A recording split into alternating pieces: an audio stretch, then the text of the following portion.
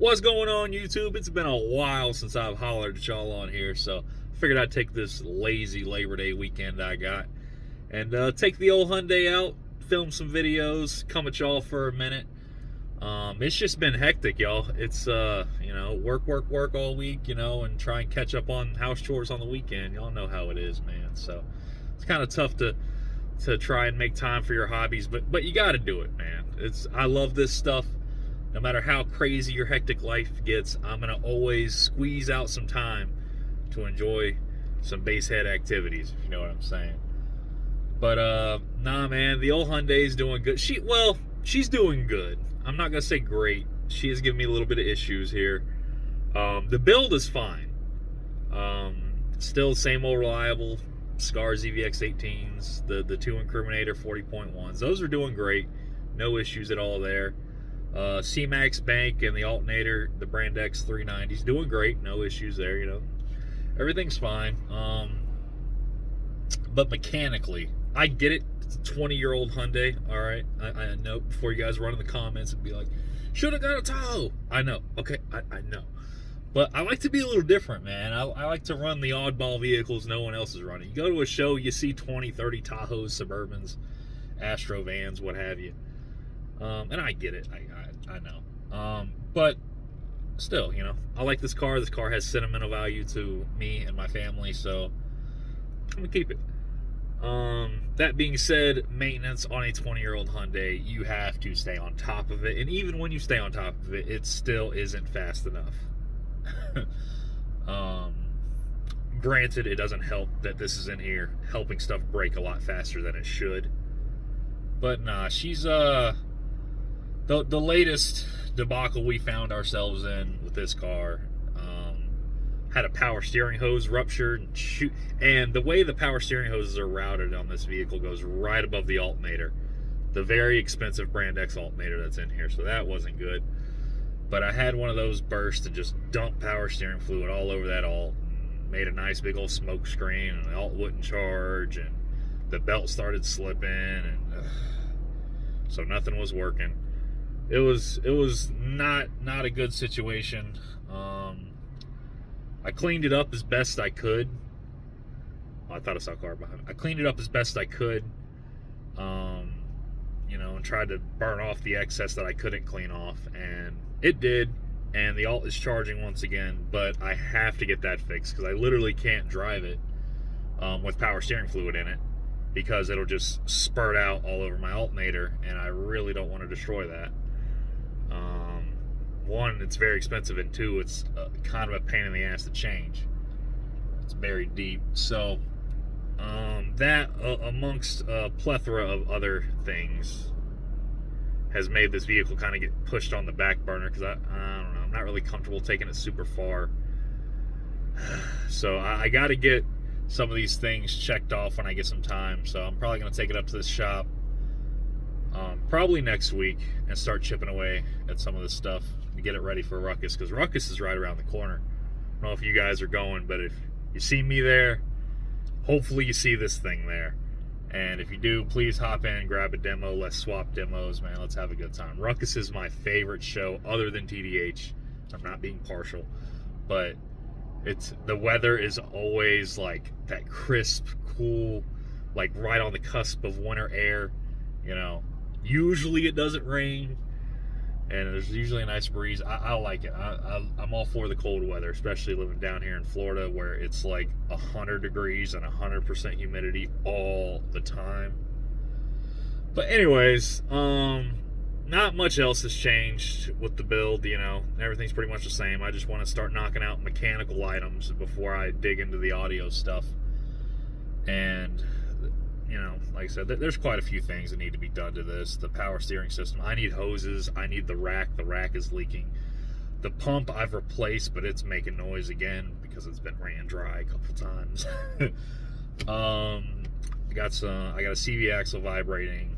I got the worst part of it is the transmission starting to slip. Which I can't be mad, because it's hauling around a ton of weight it wasn't ever built or designed to do.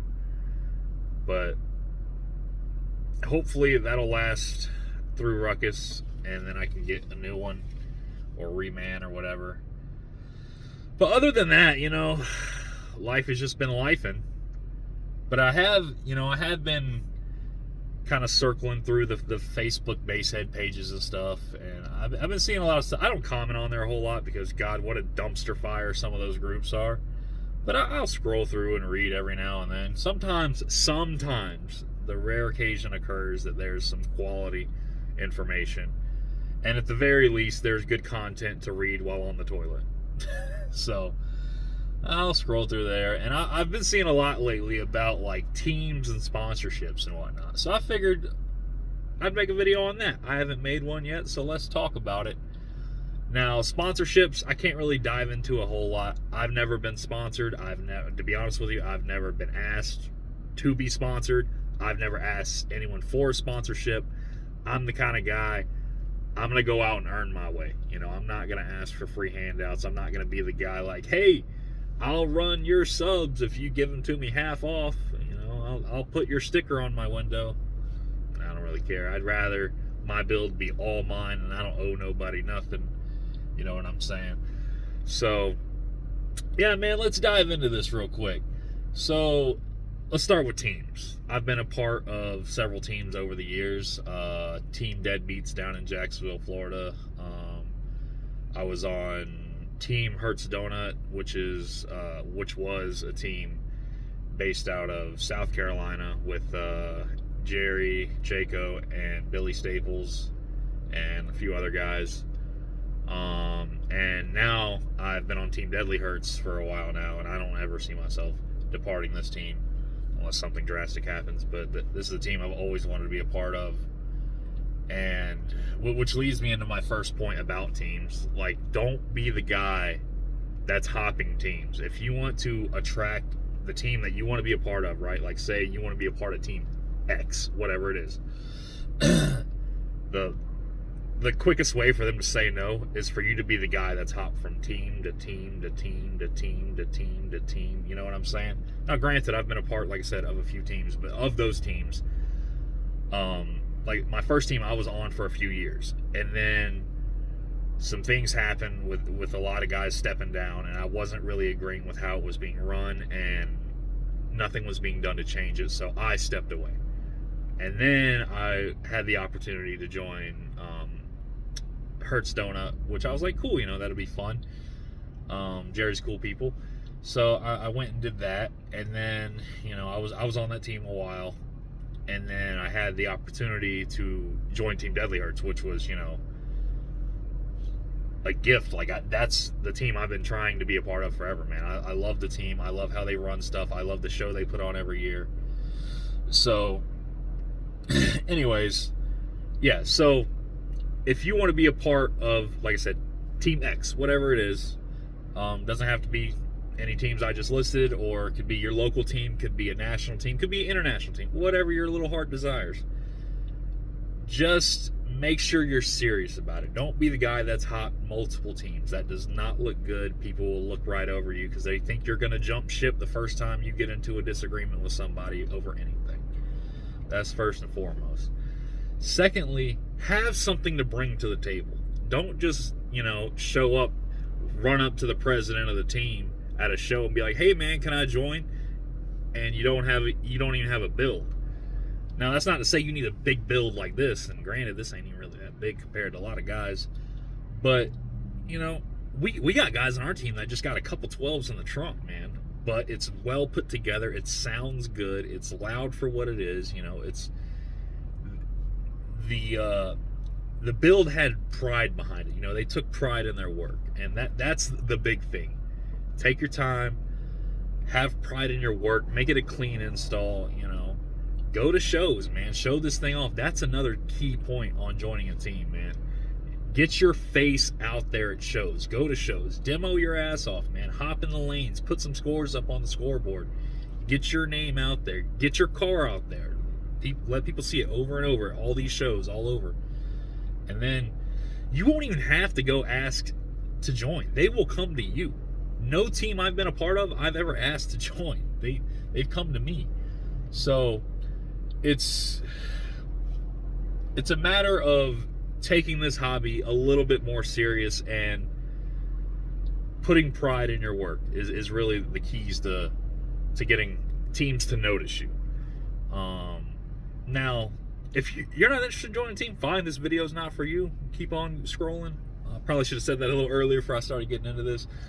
But you don't have to be on a team, and there's nothing wrong with that. For the longest time, I was that guy. I was like, dude, I don't want to be a part of a team, man. That seems like a lot of extra work, a lot of extra obligation for what? For nothing, And people kind of look at you a certain way. Like, I want to be me.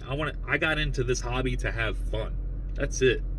I don't want this to be a competition with other people. I don't want to be measuring wieners with the next guy. I don't care about any of that. I do this for fun. This is strictly a hobby that I do to escape my reality and, have a little bit of fun. That is all it is. So for a while, I was not interested in the team life. But eventually, once I started coming around, going to shows, and I saw how these teams operate, how these guys just have each other's backs, and it's a real tight-knit community, and they're willing to help anybody, not just other teammates, but anybody, other base heads at the show, And I was like, man, that's a solid community to be a part of, man. And that's one thing I really appreciate and take pride in the basehead community is, like, these dudes will help you with whatever it is, no matter what. Like, it could be, you'd be at a show, smoking alternator, it'd be pouring rain, freezing cold, and you got half a dozen dudes out there, guys bringing tools over, a guy's helping take the old alternator out, a guy's over there, like, rebuilding it. Like, it's awesome to see us come together, man. I wish we would get a little bit more of that. But anyways, back on the topic of teams. So, say you got a build, a decent build, doesn't have to be huge. You got a build, you've been going to the shows a while, and there's a team local to you, you're interested in joining. How would you go about that? You've been kind of proving yourself a little bit. You've put some numbers up, whatever. Be sociable. And I have a hard time with this, I understand. But I'm antisocial. Like, I'm an introvert. It's going up talking to strangers is really hard for me. But it goes so far when you just go up and say, hey, such and such, nice to meet you, firm handshake. Be like, I'd love to give you a demo sometime if you get the chance. And that's all. Don't push the issue. Don't be like, hey man, can I please join your team? I've been following you guys for 10 years. I really, really, really, really want to be a part of it. Don't do that. Please don't do that. So just be like, hey, I'd love to give you a demo, and make sure your stuff is top notch. They come get in, and then be like, when you're giving the demo or afterwards, be like, hey man, so what's the process of, prospecting onto your team? I'd love to join. And 9 times out of 10, if you're a decent quality human, they're going to be like, yeah, you do this. I'm going to message you. What's your name? I'll add you on Facebook, and we'll, get the ball rolling. So it's really not a tough process. It's just a matter of being in the hobby long enough and having a decent quality build and knowing how to talk to people. Now, granted, there's teams out there you don't have to do any of that, and they will sign up anybody and everybody. If you got some type of system in your car, they will throw you on board. And those, let me be honest with you guys, those are not the teams you want to be a part of. Those teams usually don't last very long, and people don't hold them in any type of regard or respect in the community, because they're just throwing like I said, anybody with a system. Could be a little Walmart tin with some spaghetti wires and a capacitor, and they got a big old banner on their windshield that says team such and such, and then that team quickly becomes the laughing stock of the local area and shows. And so do your homework, man. There's a lot of good solid teams out there that have been around for a while, and but they're always expanding, they're always growing, they're always looking for new members. So I implore you guys, if you want to be a part of a team, awesome. Just do your research first and have something to bring to the table. How much time do I have left? Oh, I only have 3 minutes till I run out of memory. So I'm going to make the sponsorship part of this video pretty quick. Sponsors. Like I said, I don't have a whole lot of knowledge in that area, I'll be honest, because I've never been sponsored. Don't really care to be. But you guys got to understand that these companies are companies. They are in business to make money. Now, if you don't bring, just like teams, if you don't have anything to bring to the table, they are not interested in sponsoring you. They don't care if you put their sticker on your window. They're not going to give you free shit. I'm sorry, that's just the way the world works. I've been seeing so many people in the Basehead pages lately. They're like, how do I get sponsored by company such and such? Or how do I do this? Or where do I apply for sponsorship? You don't. You don't. They come to you most of the time. Genuine sponsorships you will be approached for. It's not something that you go and ask for. It's much more difficult than getting on an audio team. But anyways, I'm running out of time, guys. I'll touch more on this later, but I got to clear out some space on my phone. I didn't realize I had that much memory clogged up. But anyways, hope you guys had a good weekend, and I'll catch y'all in the next one. Later.